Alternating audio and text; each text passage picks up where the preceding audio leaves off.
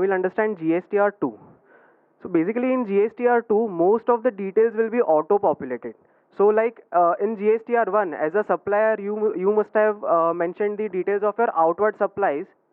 Like that, the vendors from whom you have purchased the goods or maybe services, he'll upload his sales invoices in his GSTR1, which will populate in your GSTR2.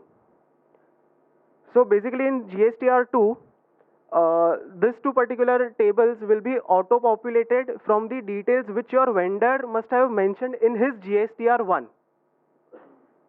Okay. And say for example, like Sunil sir explained, if your vendor has not, on 11th, he'll do it on 10th, and subsequently on 11th you will be able to see this details. 11th. 15th. Like Sunil sir explained that if a particular vendor has not uploaded the details of his invoices, then there is an option to self-claim an invoice. So in this particular section, you need to mention the details, the details of input credit which you are self-claiming. In this particular table, you need to mention the details of goods received from overseas on which you are taking the credit. So your foreign supplier will not be having any GST registration, so he will not be able to fill in all these details. So in this particular section, the details of imports will have to be mentioned by you.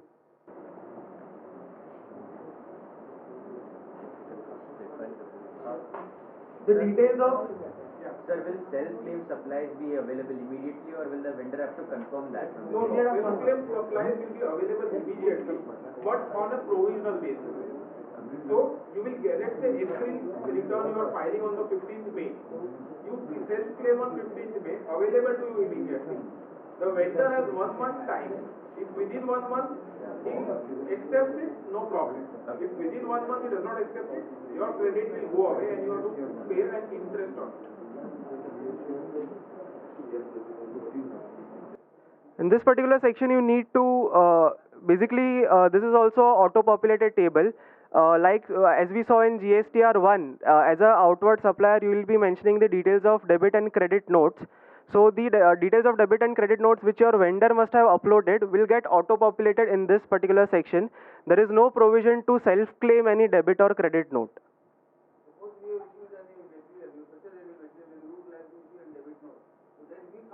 You can't self-claim, he has to upload it.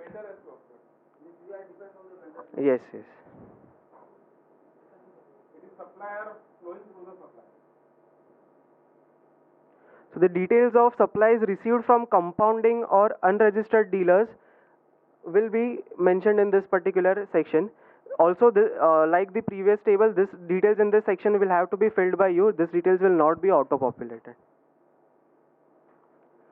Details of TDS credit received. The details will be auto-populated here on the basis of details uploaded by the vendor in his GSTR7.